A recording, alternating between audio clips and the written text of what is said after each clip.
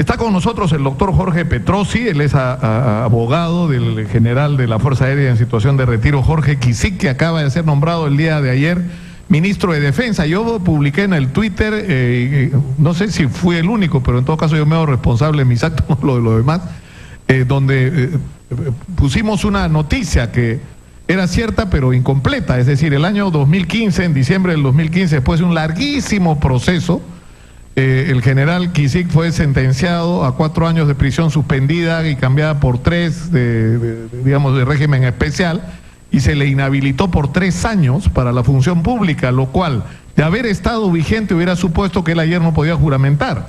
Lo que falló en la información, y debo reconocerlo, es que en octubre del año pasado, es decir, casi 2 años después, esa sentencia fue revocada por la Corte Suprema y se declaró la prescripción. Y por lo tanto no estaba vigente en absoluto. Yo he hecho la rectificación del caso y es más, he hablado personalmente con el general Quisic ayer en la noche.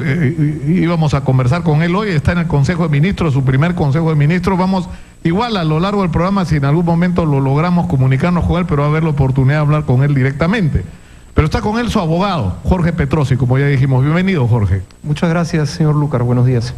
El general ayer ha dicho, aprovechando esta circunstancia, aunque nadie hizo una referencia, por lo menos yo no la hice, a que él no ha tenido ningún vínculo con Montesinos y que esto es para él es una reivindicación, porque es el final de todo un proceso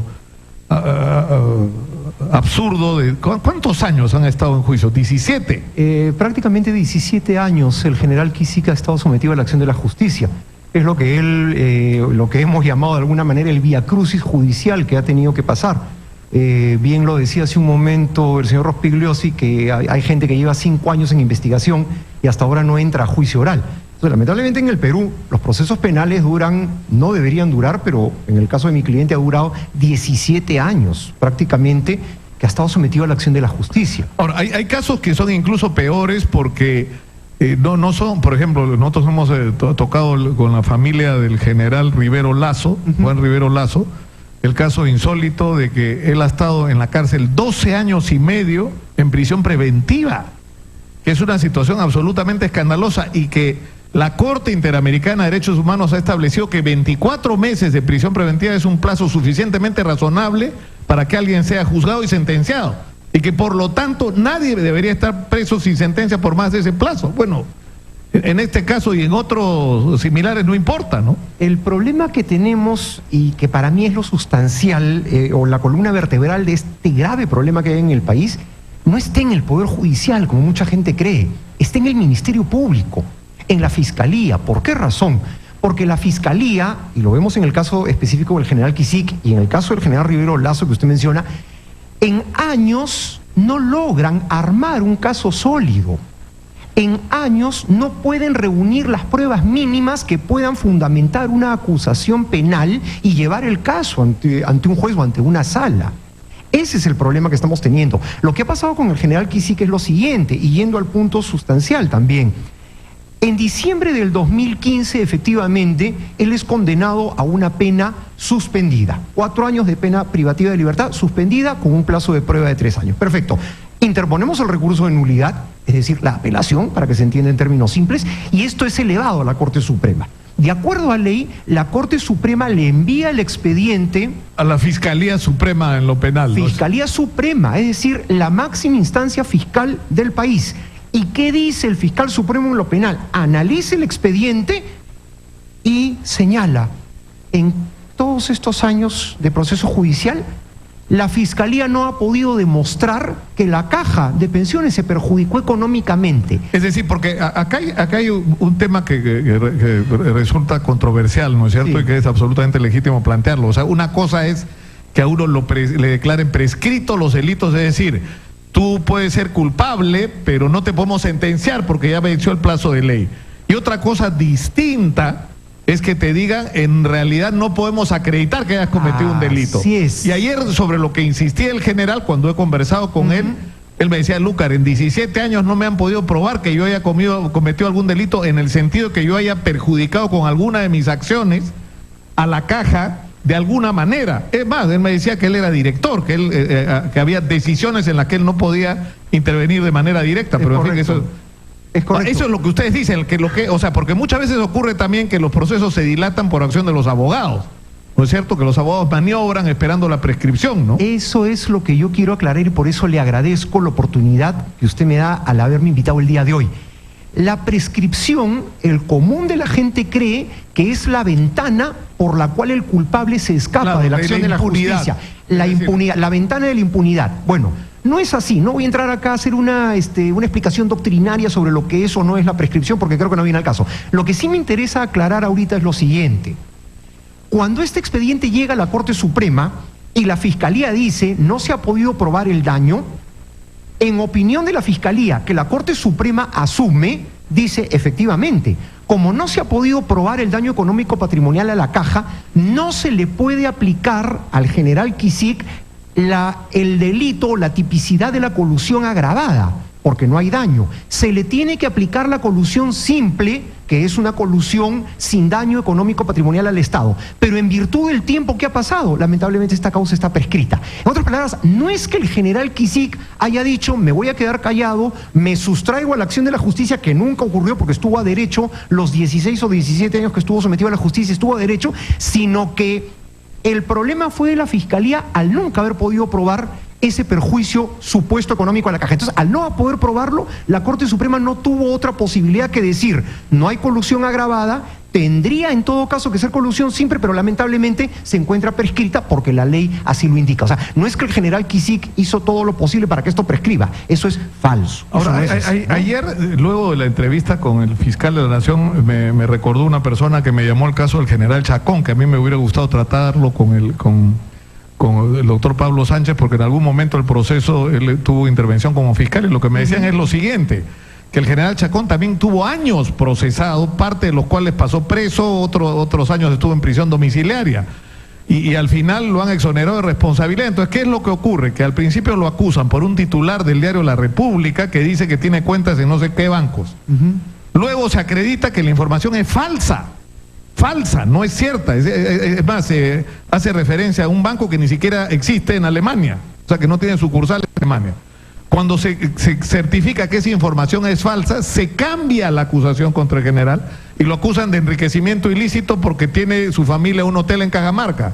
Pero luego se acredita que el hotel en Cajamarca era una herencia de su esposa y un bien de la familia de su esposa, y que el hotel no era precisamente 5 estrellas, digamos, ¿no? Sino era uno de estos hoteles que se hicieron en Cajamarca para servir a ese boom minero, ¿no?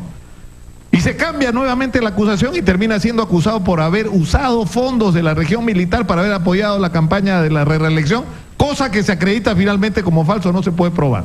Entonces, es una cosa totalmente loca que sucedan situaciones de esta naturaleza, ¿no? O sea, que tú eres culpable, vamos a ver de qué, ¿no? Es que eso es lo que pasa. Vuelvo a insistir.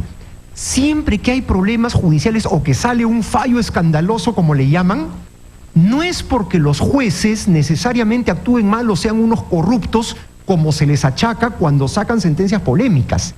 Lo que pasa es que nadie analiza lo que dejó de hacer el Ministerio Público en todos los años en que debió haber investigado correctamente. Señor Lucar, yo tengo manejando casos de la Caja 10 años. En estos 10 años y en todos los casos que yo he manejado de la Caja, me he pasado pidiendo, para que no digan que la defensa no es proactiva, me he pasado pidiendo a través de jueces y fiscales y directamente a la defensa de la Caja que demuestren financiera y contablemente dónde ha estado el supuesto perjuicio y ese famoso desfalco a la Caja del que vienen hablando desde el año 2000 hasta el día de hoy. La Caja de Pensiones no saca un solo documento donde demuestre contablemente que haya habido una pérdida, una merma económica. Que haya habido dolo. Exactamente. O daño, perdón. O un daño. Hasta ahora no lo pueden demostrar. Vuelvo a pedir, Caja de Pensiones, demuestren ustedes ahora, contablemente que eso ha ocurrido. El procurador, en este caso de donde la Caja ha apelado esta decisión de declarar prescrito este proceso, ¿no es cierto? O sea, no está cerrado todavía. A ver. O sea, ¿cuál es la situación legal del general Kicik en este momento? Correcto. Porque él tenía, aparte de este, creo, 3 o 4 procesos más. Vamos a verlo en orden. El general Kicik ha tenido 4 procesos de la Caja de Pensiones. 2 que ya fueron sentenciados y en los cuales él fue ya absuelto de todo cargo, ¿correcto? Y nos quedaban 2. El que hemos venido hablando de diciembre del año 2015, que se fue a la Corte Suprema. Es el caso Cavenecia, como se le conoce, ¿no es cierto? El caso de la licitación Cavenecia, y donde ya expliqué que la Corte Suprema tuvo que declararlo prescrito porque no se había probado el daño. El último caso que ahorita estaría quedando es el siguiente. El día 27 de diciembre pasado, hace exactamente 2 semanas, el general Quisquia ha sido nuevamente absuelto de otro de los casos de la Caja de Pensiones por una sala superior. El fiscal no ha recurrido en... No ha apelado. En otras palabras, el fiscal no ha apelado. O sea, el propio ente acusador se ha mostrado conforme con la absolución. ¿Quién ha apelado? Ha apelado el procurador del Estado y ha apelado una defensa privada de la Caja, que ese es otro tema, porque si teóricamente es del Estado, no entiendo por qué contratan un abogado privado usurpando funciones, del procurador y cometiendo malversación de fondos. Pero ese es otro tema. Entonces, apelan 2 señores, el procurador del Estado y el abogado de la Caja de Pensiones, pero el fiscal no apela.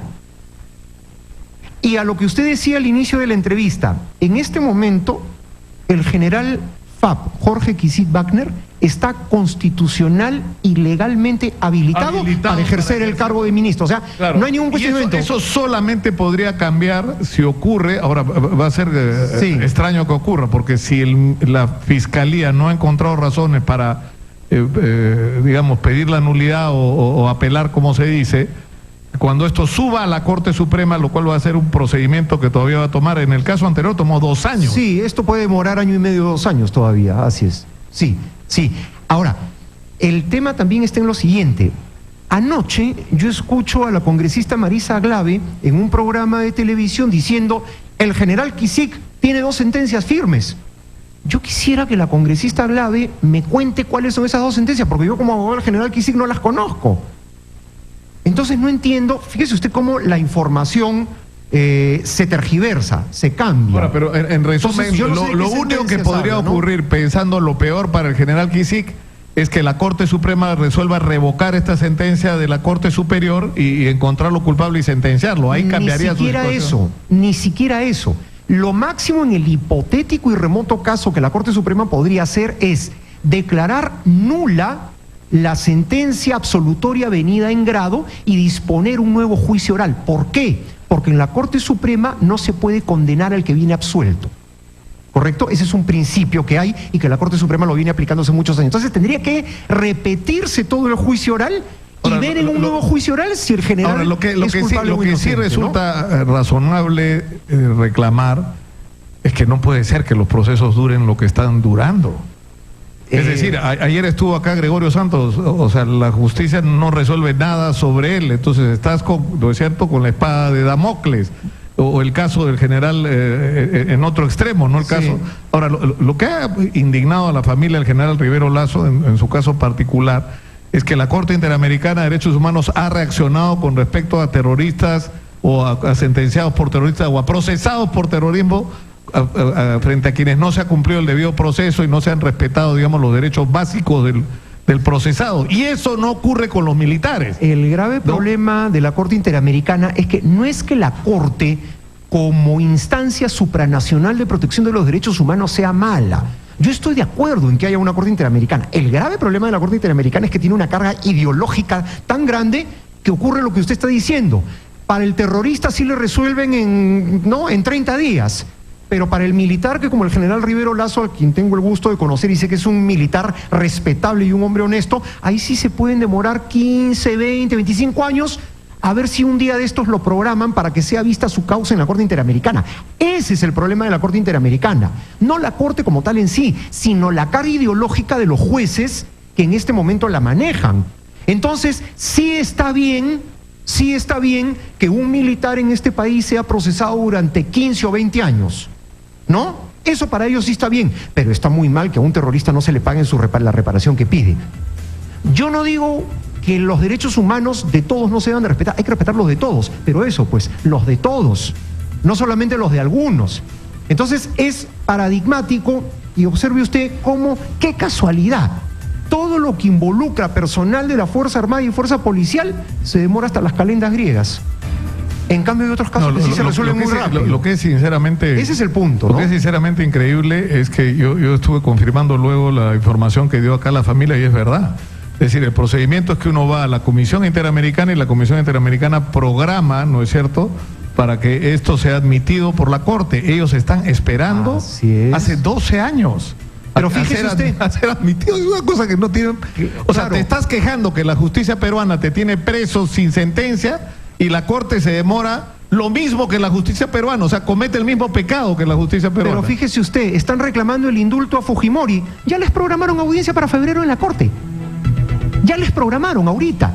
Entonces, después, cuando algunos reclamamos que la Corte no es imparcial y que va en perjuicio de militares y policías y que no entendemos algunos abogados hasta cuándo el Perú se va a seguir allanando a todo lo que la Corte diga, ¿de qué estamos hablando? O sea, lo del indulto sí, ya está programadito. Inmediatamente les han dado audiencia. ¿Y por qué al general Rivero lo tienen hace 12 años esperando? Jorge Petrossi, abogado del general y ahora ministro de Defensa, Jorge Quisica, ha estado con nosotros. Muchas gracias. Gracias a usted, señor.